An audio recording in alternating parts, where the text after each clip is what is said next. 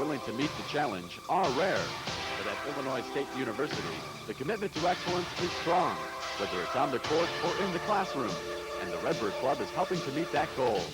The Redbird Club is committed to helping athletes excel in their game and in their studies. But we need your help.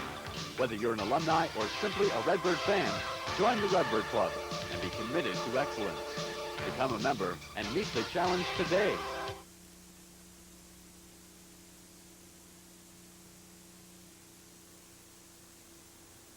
And welcome back to the Bob Donewald Show. Head coach Donewald has joined us this morning. And Coach, since the last time we talked to you, a little bit unusual. You have not had any games to play. Something else I think was a little unusual. You gave the team a total of 3 days off over 9 days, recovering from injuries or illnesses or both. You know what, Al, when this fall, when the Valley schedule was finally set, I had a conniption fit. I was upset. I went into Ron Wellman. I said, this isn't right. It doesn't make any sense to have 9 days off. Then when the injury situation finally develops right there at the beginning of the Wichita game, and after the game is over, I'm saying, thank goodness I got 9 days. So we took the next 2 days off. And we've been fighting the injuries not only with Matt and Cliff and Randy, but the bronchitis with Jeff. And I just thought it was important that we give the kids some time. So we took the next 2 days off. Then we practiced for 2 days. We took Saturday off, and then we started serious preparation on Sunday for our game with Indiana State. Well, while we'll talk, we'll look at the Iowa game. This is the game that we beat in Iowa in the tournament out of Oklahoma. I'm not going to use this as a turning point of the season. We talked about it before. It was a big win. How has the team been since then from a performance standpoint? Well, I think they played very well over in Peoria when we won that ball game. I don't think we played nearly as effectively as individually or as a group since that particular contest.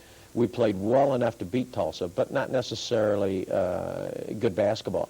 Then in the Wichita game, I thought we were just very definitely dominated throughout most of the contest and really struggled to even make it a contest. And although we got within 4, it really wasn't our ball game. It was their ball game. And again, you couple that with some of the injuries, but you know that's kind of a little bit of a cop-out, Al. We're just not as effective as what we were early or during that stretch. We've been a team more of particular moments as opposed to a team that has been able to put things together for concerted or for a long period of time. You do something interesting. Each practice is numbered. Let's say you've had 68 practices to date. I don't know what the real number is. Do you know how the team fares as far as their development compared to a year ago or maybe even 2 years ago at this stage? Well, a year ago at this time, our record was a little bit better. Secondly, a year ago at this particular time, we were playing fairly consistent basketball. Then the bottom kind of dropped out as Bradley came in, and if you'll reflect from that period of time, really until we got into the tournament, we just kind of were up and down. This particular team, again, hasn't been together long enough or consistently enough in order to be an effective basketball team. I think we're still in the process of becoming. Whether in the final analysis we ever get there or not remains to be seen. With the injury situation, new players had to take on new roles. Those injured players are now back. Do the roles change back to the way they were before, or are you going to continue going along the way you are now? Well, the way we've had to do it is because of the new injuries cropping up, is that we've had to just continue to plug, which hasn't been a good way of doing things. But in the final analysis, we really don't have any choice. Randy's injury was significant. Then Cliff and Matt continue to be a problem. Jeff trying to get on his feet has been significant. Okay, our next segment up will be the player profile segment with Cliff Peterson. We'll be back with that in just a minute.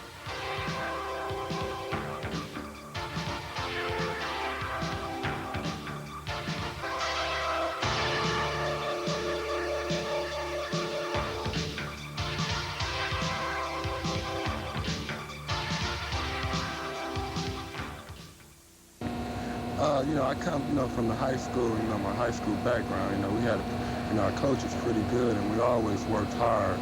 And I feel that just like carried over into my college, career, and plus my parents, that has a lot to do with, my work ethics. I see my role as, being a leader, a supporting player along with, a whole nother team, especially, the four seniors and the younger guys. But I see myself, being a senior now. I see myself as being more of a leader. Well, first of all with that, I would like to thank the man up above, for giving me, the strength and everything to do that. And I owe my progress to, many people, my mother and the coaching staff, then also myself. I wanted to get better and to be, very specific to get more playing time as a freshman, which my freshman year, I knew I was a better player, but I just had to work. And I wanted to reach my peak athletically and as well as a student. Yes, that's what all athletes should come, to a university with. And I had that same goal, but I feel that, the classroom scene here has, it was difficult to me at first, but as the years progress, I got better, and I think, I've reached my peak. Well, I see this team, we've been together a long time, and, we all know our roles, and we know what has to be done and what must be done in order to be successful. And I just see, I feel that we have a pretty good team, but we just must continue to work hard to be better.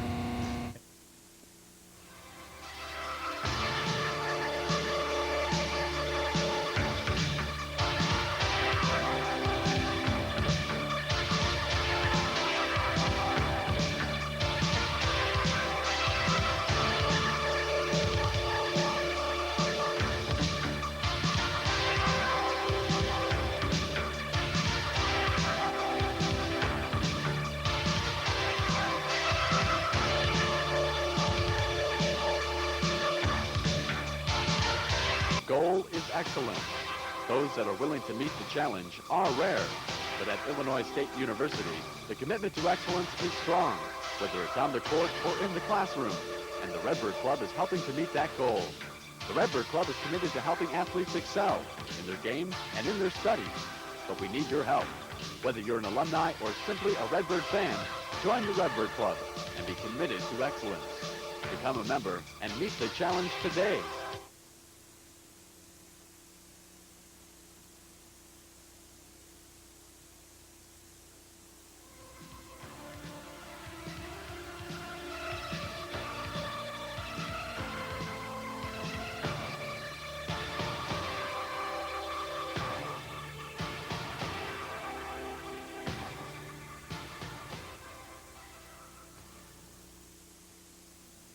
We've instituted a new program, or a new portion of the program here on the Bob Donewald Show, called The Official Word. There are many rules that fans and even some of the players don't understand, and so we'll try to clear some of those up for you with the official John Sullivan. Here now is The Official Word.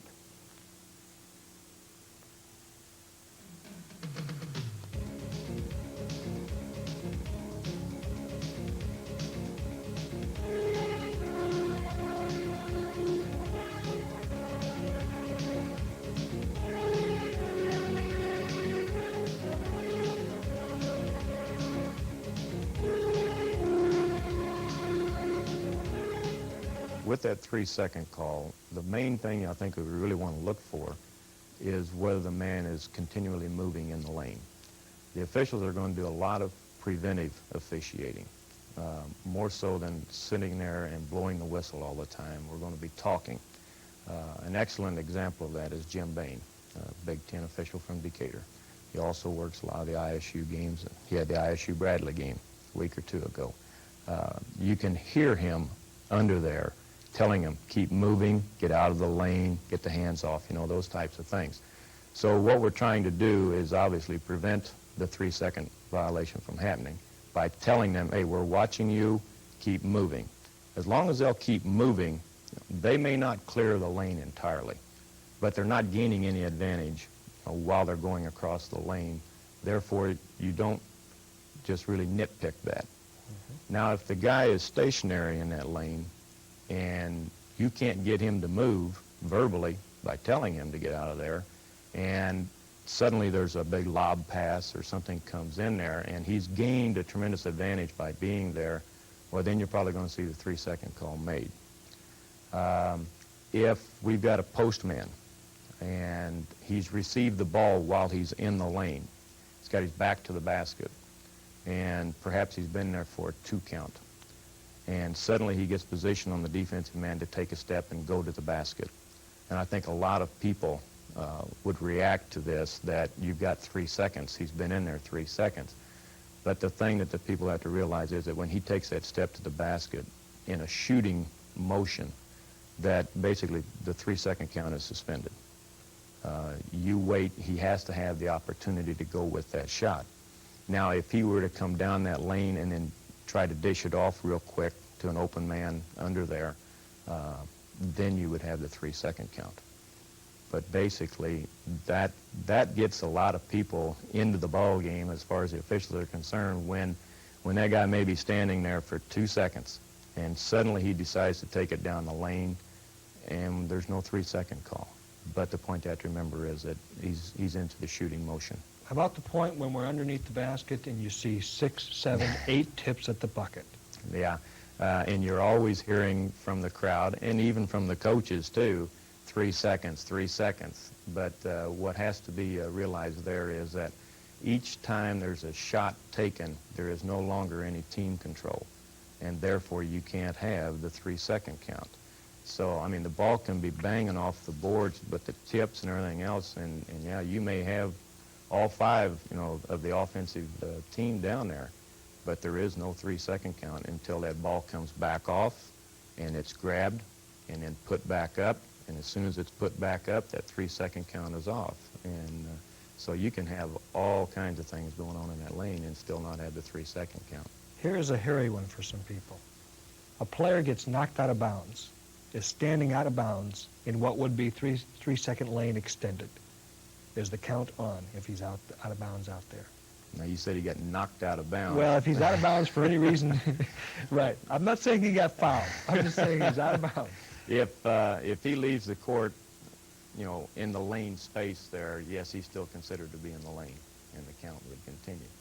If he leaves the court of his own volition, just takes off the court, technically you've got a technical foul for leaving the court. A lot of times, with all the picks going on underneath the basket, a guy will try to avoid the pick by going around it, and if he steps off the court, again, it's nitpicking, it's technical, but by the book, it's a technical foul.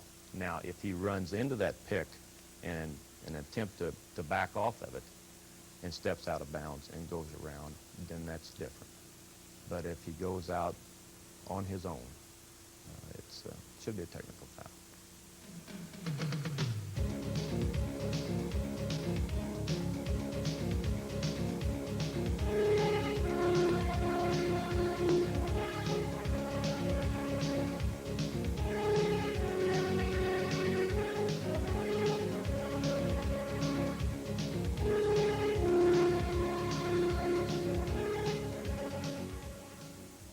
And that's our official word for today. Next week, we look at the double dribble. Back with more in just a minute.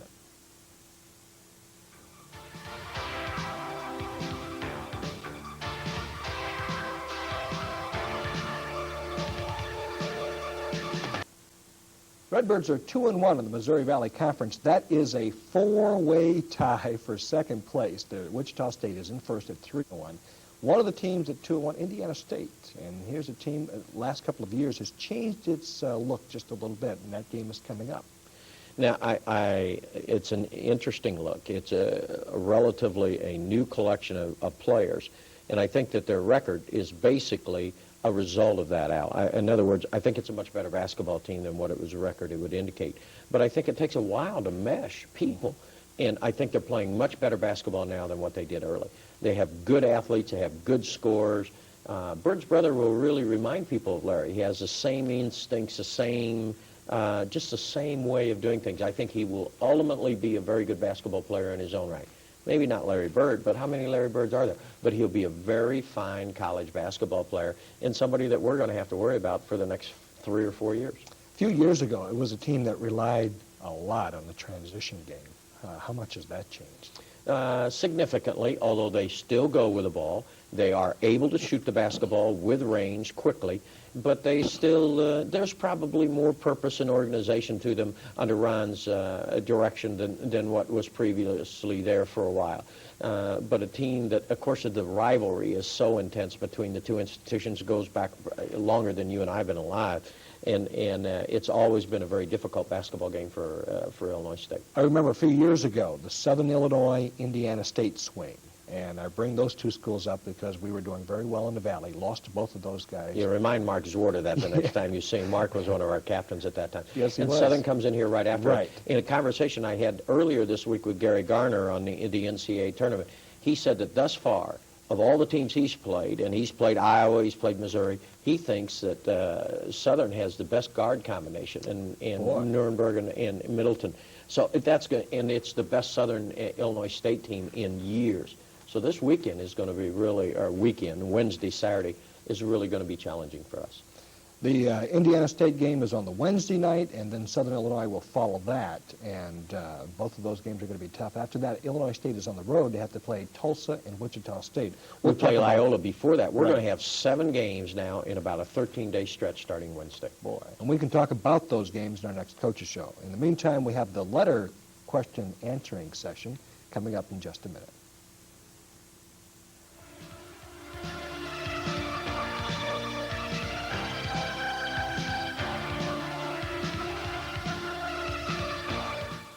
The goal is excellence. Those that are willing to meet the challenge are rare. But at Illinois State University, the commitment to excellence is strong, whether it's on the court or in the classroom. And the Redbird Club is helping to meet that goal. The Redbird Club is committed to helping athletes excel in their game and in their studies. But we need your help. Whether you're an alumni or simply a Redbird fan, join the Redbird Club and be committed to excellence. Become a member and meet the challenge today. This is our question answering session on the Bob Donewald Show. We have a letter this week that comes from Deerfield, Illinois, and it comes from a Lloyd and Kathy Simonson from Deerfield, Illinois. It's really a two-part thing. They do mention that they watch the Bob Donewald Show on Sports Vision out of Chicago. Wish Coach Donewald the best of luck during the remaining of the season. They talk about, and this is what each and every one of our letters has talked about today, the highly ethical and clean program that had maintained at ISU, and they're extremely pleased with the win, being able to win under those conditions. Now let's move to the question. Really a two-parter, Coach. Do you feel that it is necessary to recruit a big man? That's part number one. And who has the primary function of recruiting for the ISU basketball program? Well, the first part, I think, is easier to answer. It all depends on how you define a big man. Now, I suppose that you're thinking the 6'11" or 7-footer. And I addressed this issue a little bit earlier in the year, and I want to bring it back up. Let's reflect back upon this 83, 84, 85 teams. And those teams, I think, won 24, 23, 22. I think we're about Right. 4th or 5th in the country, one-loss record and percentage of winning. And our front line consisted of a short 6'7" Rick Lamb, a short 6'7" Hank Cornley, a 6'6" Ray Mullane, a tall Mark Zwart at 6'8", and Lou Stefanovic, who was kind of butting into his own in 83, and then, of course, was a doggone good player in 84 and 85, and he was at best 6'8". So the point I'm trying to drive at is our really good teams have been a 3-forward offensive concept. Now, right now in our basketball program, we have John Pemberton, a sophomore, at around 6'9", a short 6'9". The same with Danny Cox. Sonny Roberts is around 6'8". So we're back into that size that we're in, and I think we'll probably can stay in that. I would rather go with a good athlete who can perform well at that size as opposed to look for something that, in the final analysis, may not be readily available, or if you get it, may never pan out. Okay. Who's responsible for recruiting? Well, Anthony Jones is actually in charge of it, but Anthony, Mark, and myself all actively get involved, and all three of us ultimately are going to be involved in any decision. The buck finally has to stop here, and I have to finally say yes or no that we'll take a youngster, but I rely heavily on what they do. Okay.